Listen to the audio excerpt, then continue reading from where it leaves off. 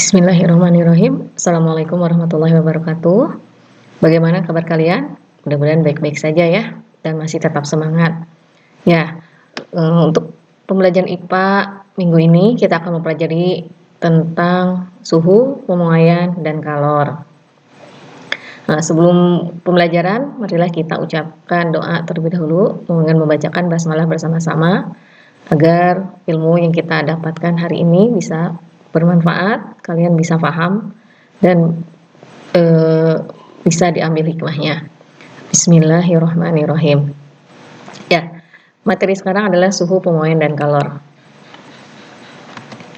Ya, tujuan pembelajaran untuk materi minggu ini kalian nanti diharapkan bisa menjelaskan tentang definisi suhu, menjelaskan berbagai macam termometer, menentukan skala termometer tak berskala dengan membandingkan termometer yang berskala, menjelaskan definisi pemuaian. Kemudian untuk materi kalornya, kalian diharapkan setelah belajar, kalian bisa menjelaskan apa itu kalor, menyelidiki faktor-faktor yang mempengaruhi kenaikan suhu benda akibat pemberian kalor, menerapkan persamaan kalor untuk kenaikan suhu pada persoalan yang sesuai, menyelidiki karakteristik suhu benda pada saat benda mengalami perubahan wujud, kemudian menentukan kalor untuk perubahan wujud, serta menjelaskan dan membedakan bermacam-macam perpindahan kalor. Oke. Suhu, apa sih suhu itu? Nah, suhu itu tidak sama dengan panas ya. Saat ini kalau kalian lihat atau kalian perhatikan di berbagai tempat itu sebelum, kalau misalkan di sekolah saja, kalau kalian masuk ke suatu tempat, apa itu di mall atau di bank atau apa, kalian pasti akan disuruh untuk mengecek suhu terlebih dahulu. Ternyata suhu itu tidak sama dengan panas ya. Apa sih suhu itu? Ya, suhu itu adalah derajat atau tingkat energi panas suatu benda, derajatnya. Ya, sedangkan panas adalah salah satu benda atau salah satu bentuk energi yang mengalir. Dan orang dikatakan atau suatu benda dikatakan bersuhu rendah jika tingkat energi panasnya itu rendah. Sedangkan benda dikatakan bersuhu tinggi jika tingkat energi panas benda itu tinggi. Alat untuk mengukur suhu, kalian sudah tahu ya, hampir semuanya sudah tahu, itu disebut termometer. Apa sih termometer? Termometer itu berasal dari kata Yunani yang berarti panas, sedangkan meter artinya mengukur. Jadi termometer itu adalah alat ukur untuk suhu. Bagaimana prinsip kerja termometer? Oke, prinsip kerja termometer ini dia menggunakan sifat termometrik zat atau volume zat akan berubah apabila dipanaskan atau didinginkan. Itu sifat termometrik zat. Kemudian energi panas ini yang diterima oleh termometer akan menyebabkan molekul zat cair bergerak menjauh sehingga jarak molekulnya itu merenggang dan volumenya bertambah, sedangkan massa zatnya itu tetap.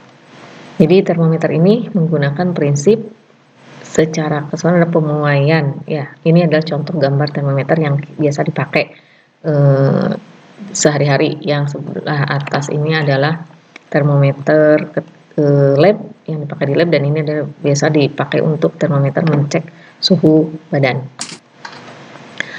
Oke, termometer itu diisi oleh zat cair yang biasanya itu dia bisa dari air raksa dan bisa dari alkohol. Apa perbedaannya? Kita lihat. Air raksa itu dia punya sifat tidak membasahi dinding, kemudian mudah dilihat karena mengkilap, dan cepat mengambil panas dari suatu benda yang sedang diukur sehingga tidak memerlukan waktu yang lama untuk membaca pengukuran. Dan jangkauan suhunya cukup lebar, titik bekunya negatif 40 derajat dan titik didihnya 356 derajat. Dan volume air raksa berubah secara teratur. Sedangkan alkohol mempunyai keuntungan atau punya sifat, itu alkohol harganya murah. Lebih teliti untuk kenaikan suhu yang kecil. Alkohol mengalami perubahan volume yang besar pada suhu yang sama ya. Dapat mengukur suhu yang sangat rendah sebab titik bekunya alkohol itu negatif 130 derajat Celcius. Sedangkan kerugiannya itu alkohol itu biasanya membasahi dinding kaca, titik didihnya rendah hanya 78 derajat Celcius, kemudian alkohol tidak berwarna, pelupur warna agak dapat dilihat. Nah, Kenapa sih kita tidak bisa menggunakan air saja? Air kan lebih murah, lebih banyak, lebih tersedia di mana-mana untuk sebagai pengisi termometer. Ternyata air itu tidak bisa kita gunakan untuk pengisi termometer karena memiliki sifat anomali. Apa sih sifat anomali itu? Sifat anomali itu adalah sifat yang di luar kebiasaan. Biasanya untuk semua zat itu akan memuai jika dipanaskan, betul kan? Ya. Sedangkan untuk air itu ternyata ketika air itu diberikan suhu dari 0 sampai 4, itu bukannya memuai, tapi dia malah menyusut, sehingga air tidak bisa digunakan sebagai pengisi termometer. Nah, ini salah satu akibat anomali air ini. Ini adalah kekuasaan Allah yang sangat bermanfaat.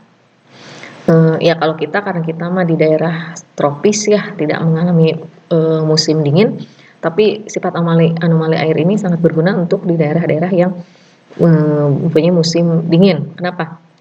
Karena di daerah ini kalau di musim dingin airnya atau sungai atau air laut atau air danau gitu, dia akan membeku. Tetapi karena sifat dari anomali air, walaupun atasnya membeku, tetapi bagian bawahnya tetap cair. Kalian kalau dilihat ya di film-film atau di TV-TV kan, di kutub utara misalkan di atasnya itu ada lapisan esnya, tapi di bawahnya tetap air. Nah, itu salah satu dari manfaat sifat anomali air. Ini bisa kalian lihat ya, di sini ada grafik. Ini volume benda dan ini suhunya. Untuk air, volume ketika suhu benda 0, dia volumenya sekitar 1,0002 di bawah sedikit. Sampai ke 4 derajat dia mempunyai volume menyusut, bahkan terendah. Dan dia akan naik lagi volumenya kalau suhunya dinaikkan lagi. Suhunya naik 6 derajat, dia akan naik lagi, 8 derajat naik, terus sampai nanti ke sananya setiap kali kenaikan suhu dia akan memuai ya. Oke, kita bisa lihat di sini ya. Ini adalah gambaran dari danau yang suhu di atas ada 0 derajat Celcius, dia berubah wujud menjadi beku. Ya, sedangkan di bawahnya 1 derajat, 2 derajat, 3 derajat, 4 derajat ini kan semakin ke bawah. Nah, ini semakin ke bawah semakin suhunya naik, tapi dia masih air, jadi tidak membeku secara keseluruhan. Oke, skala termometer kalian sudah pernah belajar di SD ya. Ada berapa skala di SD yang kalian ketahui? Ya, ada 4 ya. Ada skala Celcius, Fahrenheit, Reaumur, dan Kelvin. Ini adalah nama-nama orang penemu dari skala termometer tersebut. Nah, di termometer itu ada 2 bagian terpenting yang disebut 1 titik tetap bawah dan 1 titik tetap atas. Titik tetap bawah ini, yang ini adalah titik di mana atau dasar penempatan di mana suhu air membeku atau es mencair. Nih titik bawah. Sedangkan titik atas ini adalah suhu atau dasar penetapan ketika air mendidih. Setiap skala berbeda-beda ya. Untuk Celcius itu titik bawahnya 0, Fahrenheit 32, Reaumur 0, Kelvin 273. Sedangkan titik tetap atasnya itu Celcius menunjuk angka 100, Fahrenheit 212, Reaumur 80 dan 373. Ini sama, ini adalah suhu ketika air membeku atau es mencair ya. Ini adalah ketika suhu air mendidih. Oke, ini kalian bisa bikin termometer sendiri? Bisa ya. Kalau kalian ingin membuat termometer sendiri ya di sini contohnya. Ibu mencontohkan dengan cara cara mengkonversi suhu. Misalkan kalian tadi tahu ya ada termometer, ada Kelvin, Celcius, Reaumur, Fahrenheit, dan ibu bikin termometer sendiri namanya Udin, termometer Udin. Nah, gimana cara mengkonversi suhu? Kita lihat dulu titik tetap atas masing-masing termometer. Kelvin 373, Celcius 100, Reaumur 80 derajat, Fahrenheit 212. Udin, termometer Udin ibu tuliskan 110 titik tetap atasnya, itu ketika air mendidih. Sedangkan titik tetap bawahnya ibu sebut B, itu Kelvin 273, Celcius 0, Reaumur 0, Fahrenheit 32, dan termometer Udin ibu tuliskan negatif 10. Jadi ini adalah suhu ketika air mendidih dan ini adalah ketika suhu air membeku ya. Nah, kemudian apa yang kalian lakukan? Kalian jumlah kan skalanya. Bagaimana cara melihat jumlah skala pada termometer? Dikurangi A, dikurangi dengan B. Maka dapatlah untuk Kelvin jumlah skalanya 100. Celcius 100, Reaumur 80, Fahrenheit 180, dan si Udin, termometer Udin 120. Ya, 110 dikurangi min 10 kan 120. Kemudian perbandingkan skalanya. Diperbandingkan semua skala di sini atau diperkecil ya. Kalau bahasa di matematik diperkecil, lihat. Semua dibagi dengan angka yang sama. 20, 20, 20. Maka didapatlah Kelvin itu ada angka 5. 100 bagi 20 kan 5 ya. Celcius juga 100 bagi 20 adalah 5. Reaumur 4. Fahrenheit 9. Dan Udin itu punya angka 6. Ya, dari situ kita. Nah, ini kalian hafalkan skala-skala ini ya untuk perbandingan skala termometer yang ini. Oke, selanjutnya gimana? Selanjutnya, nah ini kalian bisa melihat menggunakan rumus ini. Misal, cara mengkonversi suhu dari Celcius ke Reaumur. Berarti T Reaumur sama dengan 4/5 T derajat Celcius. Reaumur ke Celcius dibalik ya. T Celcius 5/4 T derajat Reaumur. Celcius ke Kelvin, T Kelvin sama T derajat Celcius ditambah 273, Kelvin ke Celcius, T Celcius sama dengan T Kelvin dikurangi 273. Dan ini ya, nah, kalian bisa lihat di sini semuanya. Celcius ke Fahrenheit, Fahrenheit ke Celcius, Celcius ke Udin. Nah ini kalian jangan lupa untuk yang Celcius ke Fahrenheit hati-hati, yang di dalam kurung kerjakan terlebih dahulu. Ya ini yang dikurungin ini kerjakan terlebih dahulu, baru yang ini baru dijumlahkan, yang ini baru dikalikan, dan seterusnya. Ya, oke, kita lihat lagi.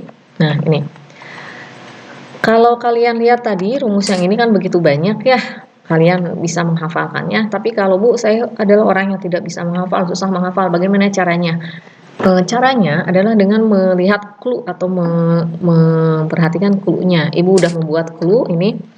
Clue untuk konversi, 1, hafalkan perbandingan suhunya yang tadi ya, 4/5, 9. Yang Celcius itu 5, Reaumur itu 4, Fahrenheit 9, dan tadi termometer yang baru Udin itu adalah 6. Hafalkan perbandingan suhunya.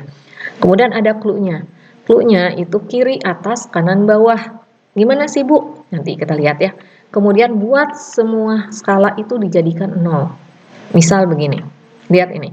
Ibu akan merubah T suhu si Udin ke Reaumur. Berarti Reaumur yang dicarikan T Reaumur. Kenapa harus kita hafalkan perbandingan suhunya? Kita lihat. Reaumur itu berapa tadi? 4 ya. Si Udin itu suhu si Udin adalah 6. Nah, berarti kalian tulis 4/6. Nah, di sini biasanya permasalahannya suka dibalik 4/6 apa 6/4 ya. Nah, gimana cara menghafalnya? Lihat clue yang kedua, kiri, atas, kanan, bawah. Oke, lihat angka sama dengan di sini. T Reaumur ada di sebelah kiri sama dengan, maka disimpan perbandingan Reaumur itu simpan di atas. Nah, sedangkan si Udin, T Udin itu ada di sebelah kanan sama dengan, maka disimpanlah di bawah. Makanya clue-nya kiri simpan di atas, yang kanan simpan di bawah. Paham? Ya, oke. Nah, selanjutnya apa sih Bu arti dari buat jadi 0? Kita lihat tadi, termometer Udin itu titik bawahnya negatif 10, ya kan? Ya, titik bawahnya negatif 10, maka si titik bawahnya itu dijadikan 0. Gimana caranya biar jadi 0? Negatif 10 harus gimana biar jadi 0? Harus ditambah 10 kan? Nah, makanya di sini Udinnya harus ditambah 10 biar jadi 0, karena si Udin ini, termometer Udin ini titik bawahnya adalah negatif 10. Nah, seperti itu ya. Nanti kita lihat contoh soalnya untuk bisa pahamnya. Oke, cara yang kedua itu konversi suhu dengan menggunakan rumus umum. Ini ada rumus umum, bisa dipakai untuk termometer apa saja. Persamaan matematiknya adalah TA min TB dibagi TX min TB sama dengan TA min TB dibagi TY min TB. Lihat, TA itu apa? TA adalah titik tetap atas, TB adalah titik tetap bawah, TX skala yang diketahui, dan TY adalah skala yang ditanyakan. Oke, nah ya tadi udah hafal ya, titik tetap atas, titik tetap bawah pada masing-masing termometer. Ya, kalau ada termometer baru juga, kalian bisa masukkan ke rumus ini, rumus umum. Ya. Nah, kalian catat ini soal ininya kalian nanti untuk tugas ya. Ini silakan sudah dicatat. Oke. Kemudian kita lihat. Ya, sudah dicatatnya. Oke, kita lihat. Nah, kita contoh soal. Kita bahas soal yang pertama. Pembahasan soal untuk di soal adalah berapakah Celsius jika suhu yang diketahui ada 122 Fahrenheit atau 122 derajat Fahrenheit itu sama dengan berapa Celsius. Kita bisa menggunakan cara yang pertama tadi ya, cara yang menggunakan rumus pertama. Yang ditanyakan T Celsius, maka simpan di sebelah kiri sama dengan T Celsius sama dengan tadi Celsius itu berapa? 5. Kiri simpan di atas, Fahrenheit simpan di bawah. Berarti 5/9. Oke. Nah, Fahrenheit itu titik bawahnya berapa? 32 plus 32. Harus dijadikan 0. Biar jadi 0 gimana? Di negatif atau dikurangi 32. Makanya di sini T derajat F dikurangi 32. Dikurungin dulu. Si TF harus dikurungin dulu. Oke, kita lanjutkan. 5/9. TF-nya berapa di sini? 122. Kita masukin. TF 122 dikurangi 32. Terus kita lanjutkan 5/9. 122 dikurangi 32 adalah 90. 5/9 dikali 90. Ya, adalah 50 derajat Celcius. Ya, ini bisa dicoret ya. 9, 9 coret 10, 10 kali 5, 50. Itu cara pertama. Cara yang kedua menggunakan rumus yang tadi. TA min TB dibagi TX min TB sama dengan TA min TB dibagi TY min TB. Kita lihat. A itu yang diketahui. Berarti yang diketahui apa? Fahrenheit. Maka titik TA di sini titik atas Fahrenheit berapa? 212.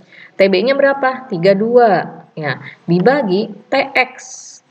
TX-nya berapa? Yang diketahui 122 dikurangi 32 sama dengan ini yang Celsius, berarti TA Celsius berapa? 100 dikurangi 0 titik bawahnya dibagi TY min 0. TY-nya yang ditanyakan. Oke, kita jumlahkan, kita kurangkan. Dapat 180 dibagi 90 sama dengan 100 dibagi TY. 180 dibagi 90 adalah 2. 2 sama dengan 100 dibagi TY. Maka TY sama dengan 100 dibagi 2. TY sama dengan 100 bagi 2 berapa? 50 derajat Celcius. Sama ya. Silakan kalian bisa memakai dua cara ini. Terserah kalian yang mudah buat kalian yang mana. Oke. Nah, suhu itu bisa menyebabkan tadi ya. Pemuaian dan penyusutan. Jika suatu benda diberikan suhu maka dia akan memuai, tapi jika benda itu diambil suhunya atau ya diambil suhunya maka dia akan menyusut. Apa sih pemuaian itu? Pemuaian adalah bertambahnya ukuran panjang, luas atau volume benda. Sedangkan penyusutan itu berkurangnya ukuran panjang, luas atau volume benda. Nah, untuk mencari tahu berapa besar pemuaian yang terjadi kita menggunakan persamaan ini. L sama dengan LO ditambah LO dikali alfa dikali delta T. L itu apa? L ini adalah panjang benda akibat pemuaian. LO ini panjang benda mula-mula.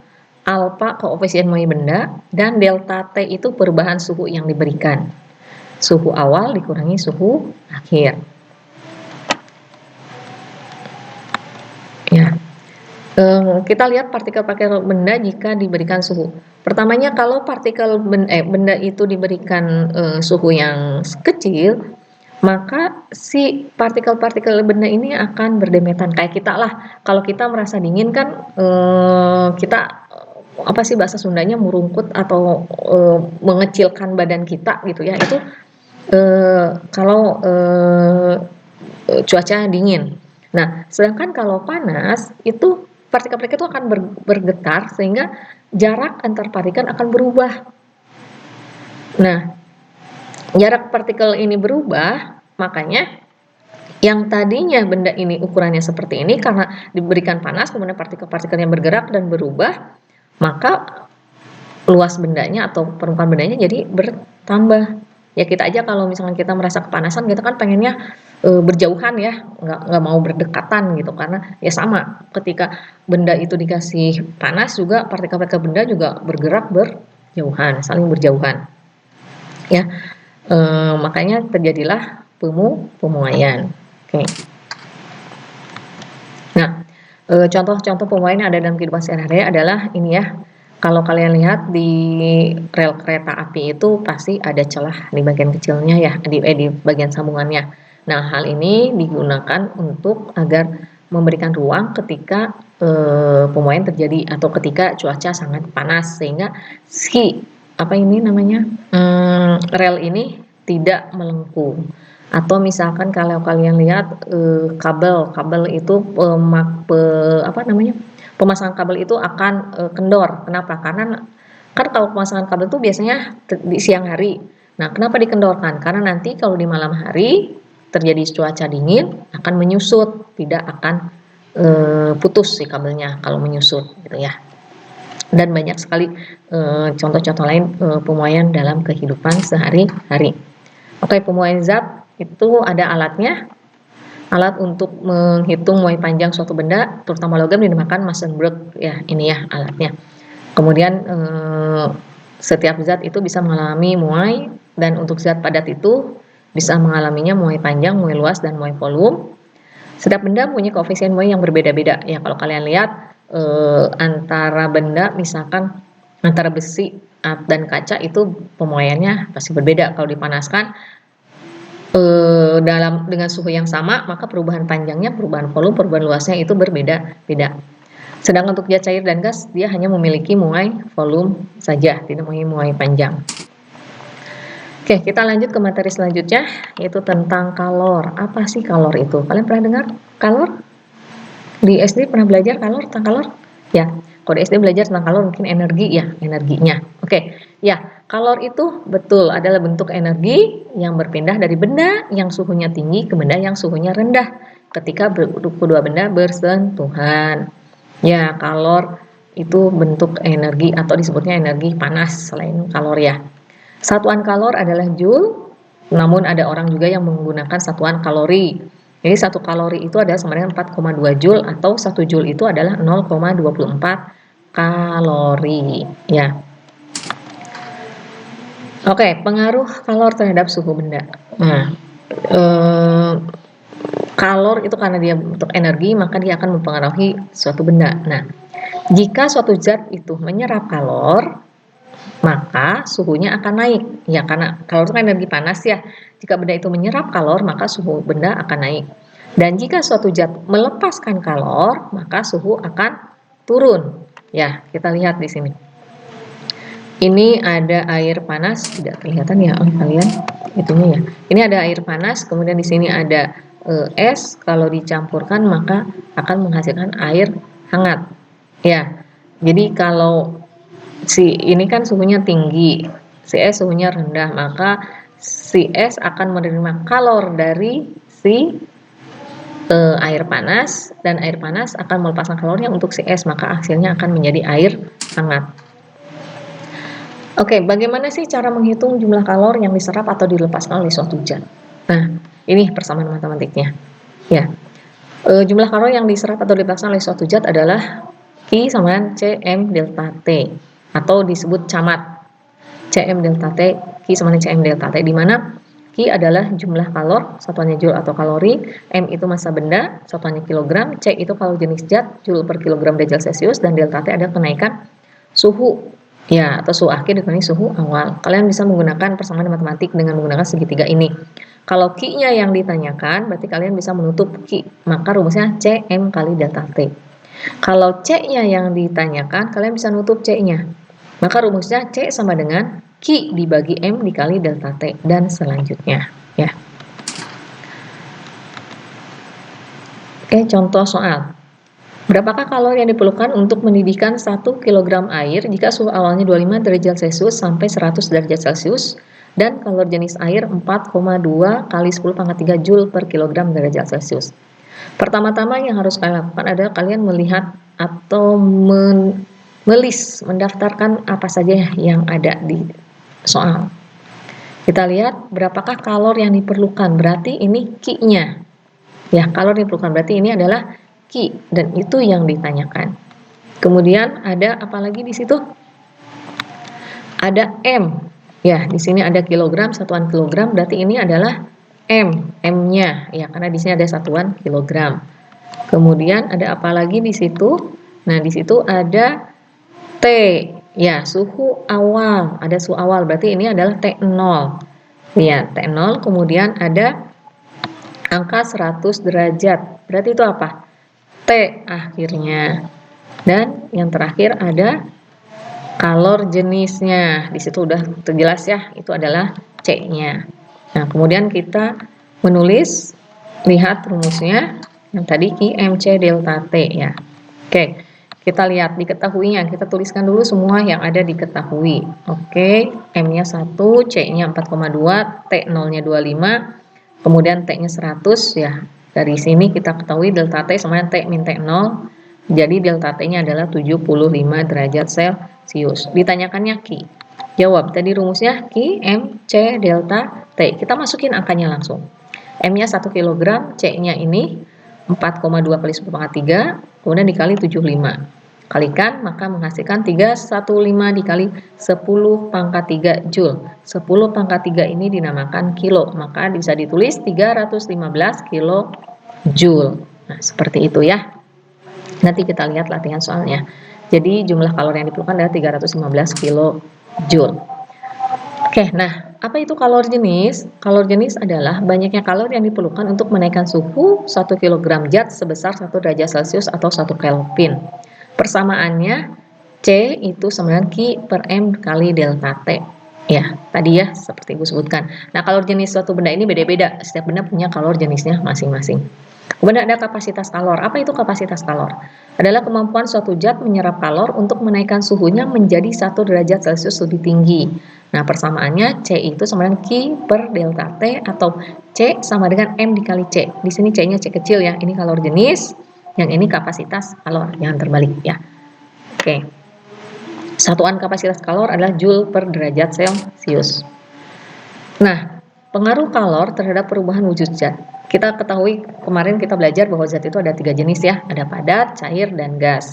Nah, ketiga zat ini bisa berubah wujudnya jika kita beri atau kita ambil kalornya. Kita lihat dari padat ke cair. Padat ke cair itu kita namakan mencair. Sedangkan kebalikannya dari cair ke padat itu membeku. Dari cair ke gas dinamakan menguap. Dari gas ke cair mengembun. Kemudian dari gas ke padat mengkristal, dan dari padat ke gas itu menyublim. Ini pelajaran SD ya. Ya, tinggal dihafalkan kembali, tinggal diingat kembali oleh kalian.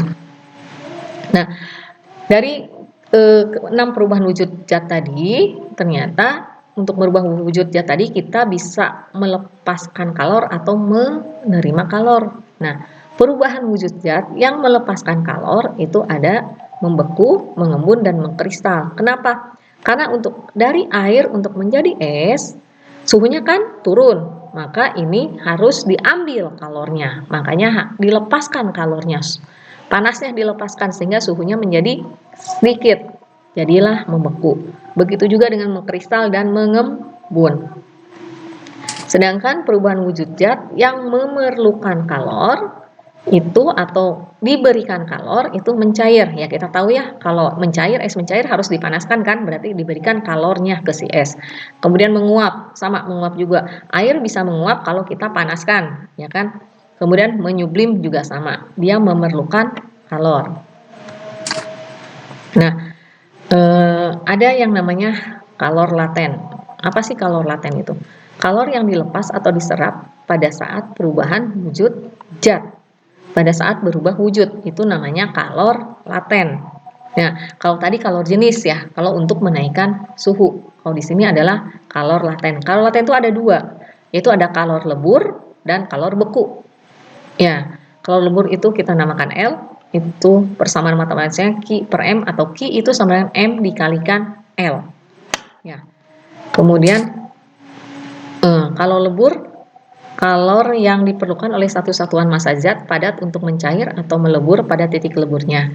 Apa itu titik lebur? Titik lebur adalah suatu zat ketika melebur. Sedangkan kalor beku adalah kalor yang diperlukan oleh satu satuan massa zat cair untuk membeku pada titik bekunya. Apa titik-titik beku?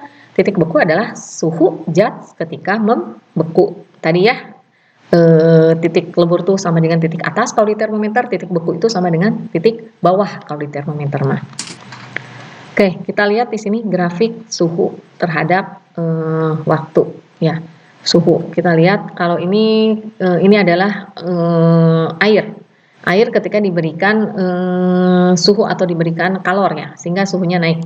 Air diberikan kalor, kita lihat dari A ke B, mula-mulanya dia suhunya 0 derajat. Kalau di bawah 0, ini 0 derajat ya, di bawah 0 itu berarti dia, kalau air di bawah 0 suhunya apa? Wujudnya apa? Wujudnya itu adalah padat atau dinamakan dengan es. Kalau es kita kasih kalor, maka akan naik suhunya terus sampai ke titik 0 derajat. Kemudian kalau diberikan diberikan kalor lagi atau dinaikkan lagi suhunya, atau bukan dinaikkan ya, diberikan kalor lagi, maka si kalor itu dia gunakan untuk merubah wujud, bukan menaikkan suhu, tapi digunakan untuk merubah wujud. Oke, kita ulangi ya. Untuk dari posisi A, ketika es itu diberikan kalor, maka kalor itu digunakan untuk menaikkan suhunya. Ketika sudah mencapai 0 derajat dan diberikan lagi kalor, maka si kalor itu digunakan untuk merubah wujud, bukan menaikkan suhu. Merubah wujud dari B ke C, itu dinamakan melebur ya, kalau di sini. Oke, kemudian kalau setelah semuanya menjadi air, sudah menjadi air, diberikan kalor lagi, maka si kalor itu akan digunakannya untuk menaikkan suhunya kembali sampai ke posisi D itu 100 derajat. Kalau setelah 100 derajat itu diberikan kalor lagi, maka si kalor itu dia gunakan untuk merubah wujudnya menjadi uap. Nah, ya seperti itu. Ini ada keterangan dari grafik yang ini. Nah, tadi sudah kalor beku, sekarang ada kalor uap. Kalor lebur ya, kalor lebur. Ini kalor uap. Kalor uap itu adalah U, itu sama dengan juga kalor embun. U itu sama dengan Q per M, atau Q sama dengan M kalikan U. Apa sih kalor uap? Kalor uap adalah kalor yang diperlukan oleh suatu satuan massa zat cair untuk menguap pada titik didihnya. Apa itu titik didih? Suhu zat ketika mendidih. Apa itu kalor embun? Kalor embun adalah kalor yang diperlukan oleh satu satuan massa gas untuk mengembun pada titik embunnya. Apa sih titik embun? Titik embun adalah suhu zat ketika mengembun. Oke, nah ini lanjutan yang tadi ya, yang tadi Ibu jelaskan. Nah, sekarang kita lihat bagaimana sih cara menentukan jumlah kalor yang diperlukan dari grafik pertama, kedua, sampai selanjutnya. Kita lihat. Dari grafik ini ada terjadi perubahan suhu. Ketika suhunya berubah, maka kalor yang diperlukan ini menggunakan persamaan MC kali delta T. Nah, sedangkan grafik yang ini tidak ada perubahan suhu. Kalian lihat ya, suhunya tetap 0.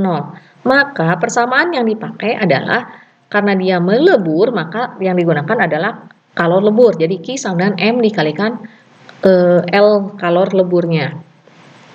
Nah, kita lihat grafik yang ketiga. Ini di sini ada kenaikan suhu nggak? Ada, yang tadinya 0 menjadi 100. Ada kenaikan suhu. Maka rumus yang dipakai adalah MC delta T. Ya, sedangkan grafik yang keempat, ini kita lihat di sini tidak ada perubahan suhu. Ini 100 derajat semua. Tidak ada perubahan suhu, maka yang digunakan adalah persamaan matematis yang Q sama dengan M dikali U atau kalor uapnya.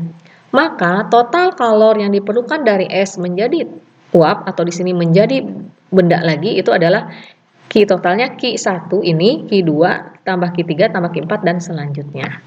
Seperti itu ya. Nah, tadi kita berbicara kalor uap. Ya, kalau kita berbicara kalor uap, kita berbicara penguapan. Penguapan itu dapat dipercepat dengan cara pemanasan atau menaikkan suhunya. Contoh menjemur pakaian di bawah sinar matahari itu kan akan lebih cepat menguap dibandingkan disimpan di tempat yang teduh, ya. Kemudian memperluas permukaan zat cair. Ya, seperti ini ya di gambar ya. Kopi biar cepat dingin disimpan kopinya di pisin atau di piring yang kecil dibanding disimpan di gelas, itu akan cepat dingin kalau disimpan di piring kecil. Menjemur pakaian juga sama. Ketika pakaian basah kita rentangkan, maka akan cepat menguap dibanding pakaiannya kita simpan begitu saja. Kemudian mengalirkan udara di atas permukaan zat cair atau mengurangi tekanan udara pada permukaan zat cair. Contohnya meniup minuman kopi panas. Itu bisa mempercepat penguapan. Mendidih, apa itu mendidih? Mendidih adalah zat cair dikatakan mendidih jika gelembung-gelembung uap terjadi di seluruh zat cair dan dapat meninggalkan zat cair. Titik didih dipengaruhi oleh tekanan udara di atas permukaan zat cairnya. Ya ini ya. Menguap dan mendidih itu beda ya. Nah, kalau menguap itu adalah perubahan wujudnya. Kalau mendidih itu proses mendidih atau gelembung-gelembung uap terjadi di seluruh zat cair. Oke. Berbicara kalor, kita akan berbicara tentang asas Black. Apa itu asas Black? Asas Black itu berbunyi, kalor yang diterima oleh suatu zat sama dengan kalor yang dilepas oleh suatu zat. Q lepas sama dengan Q terima. Contoh asas Black adalah tadi, ketika air panas dicampur dengan air dingin akan menjadi air hangat. Itu adalah contoh proses dari asas Black. Ya. Perpindahan kalor itu ternyata karena dia sebuah energi, maka dia bisa berpindah. Cara perpindahannya itu ada 3 cara, ada konduksi, konveksi, dan radiasi. Apa itu konduksi? Konduksi adalah perpindahan kalor melalui suatu zat tanpa disertai perpindahan partikel-partikel zat tersebut. Contohnya memanaskan logam ya, ini pelajaran SD. Kalau ujung logam A dipanaskan, maka ujung logam B akan ikut panas. Maka ada aliran kalor di sini, di logam ini. Itu secara konduksi. Oke, penghantar kalor yang baik disebut konduktor, contohnya besi, baja, tembaga, seng, dan aluminium. Logam itu konduktor yang baik.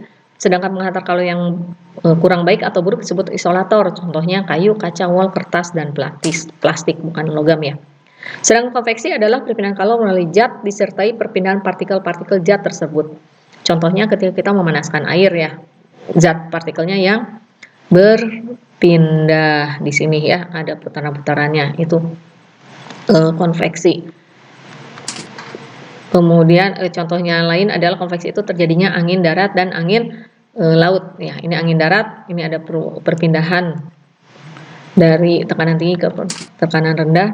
Ini adalah angin darat ya, angin darat itu terjadi pada malam hari, tadi angin laut terjadi pada siang hari. Oke, kemudian sistem pendinginan mobil atau radiator dan pembuatan cerobong asap. Oke, yang ketiga, perpindahan kalor secara radiasi. Radiasi itu adalah pancaran, perpindahan kalor tanpa zat perantara atau medium. Contohnya sinar matahari yang sampai ke bumi, yaitu radiasi ya. Kemudian permukaan hitam dan kusam merupakan penyerap dan pemancar radiasi yang baik. Sedangkan permukaan putih dan mengkilap merupakan penyerap dan pemancar radiasi yang buruk. Termoskop adalah alat yang digunakan untuk mengetahui adanya pemancar kalor. Oke, pemanfaatan kalor dalam kehidupan sehari-hari, contohnya kalau lihat panci masak ya, bahan yang ininya digunakan konduktor hingga cepat menyerap kalornya. Bahannya mengkilap juga, kemudian yang pegangan dan tutup pancinya terbuat dari isolator agar kalornya penghantar jelek jadi tidak ikut panas. Kemudian ada termos dan setrika. Oke. Nah, untuk agar kalian bisa lebih paham lagi, kalian catat ini latihan soalnya, ada di buku paket ya, kalian catat ini, kemudian dikerjakan dulu oleh kalian. Nanti kita akan dibahas minggu depan, insya Allah akan menggunakan aplikasi Zoom atau Google Meet, kita bahas bersama-sama ya, untuk setiap soal di sininya. Nanti juga Ibu akan memberikan soal-soal langsung untuk di aplikasi Zoom dan Google Meet-nya minggu depan. Dan minggu depan kita langsung ke pembahasan soal. Ya, cukup sekian dari Ibu. Mudah-mudahan kalian paham ya di waktu yang sangat mepet ini ya. Kalian baca-baca lagi materinya di buku paketnya, dibaca silakan. Kalau yang tidak paham silakan ditanyakan langsung ke Ibu di classroom atau bisa juga di japri ke WA Ibu. Ya, Ibu cukupkan sekian. Assalamualaikum warahmatullahi wabarakatuh. Jangan lupa tetap berdoa, tetap menjaga protokol kesehatan, tetap semangat dan tetap bahagia. Salam anak-anak, sampai jumpa lagi. Assalamualaikum warahmatullahi wabarakatuh.